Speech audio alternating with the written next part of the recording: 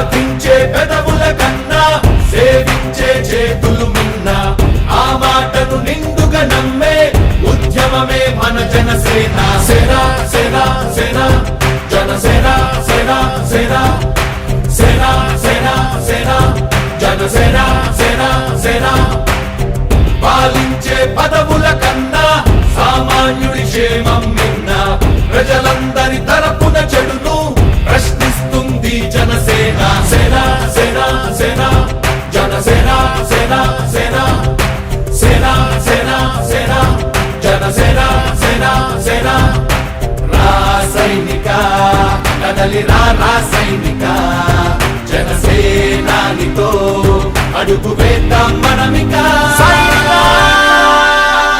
జనసేన జనసేన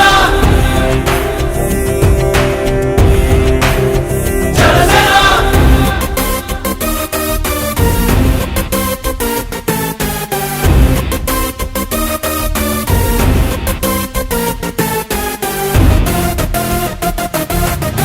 చెగువేరా కదం శేషేంద్రుడి పదం నీ బలమై చలో సైనికుడా చలో అలు పెరుగని గళం మన అందరి బలం అవినీతి అవకతవకలు పద్ధతిగా నిలదీత తనువున కణకణం జనసేవకు పణం సంక్షేమం సమకూర్చేలా శ్రద్ధగా మన పని చేద్దాం రాసైనిక కదలి రాసైనిక జనసేనానితో అడుగు వేద్దాం మనమిక జనసేన డొక్కా సీతమ్మ గారి ఉచిత అన్నదాన నిర్వహణ 28వ రోజు జరుగుతున్నది. ఈ 28వ రోజున మనకి ఒంగోలులో ఉన్నటువంటి బలమిట్ట వాస్తవ్యులు గోపి సుబ్బరాయుడు గారు 3వ సంవత్సరం సందర్భంగా వారి పుత్రులు అయినటువంటి గోపి బాలకృష్ణ గారు, గోపి రామకృష్ణ గారు వాళ్ళ నాన్న గారి జ్ఞాపకార్థంగా ఈరోజు పేదలకి అన్నదానం చేయడానికి ముందుకొచ్చారు.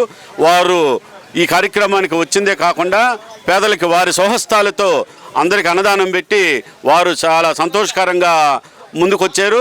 ఇటువంటి సేవా కార్యక్రమాలకు ముందుకొచ్చినటువంటి బాలకృష్ణ గారికి అలాగే రామకృష్ణ గారికి వారి కుటుంబ సభ్యులకి నేను ధన్యవాదాలు తెలియజేస్తున్నాను.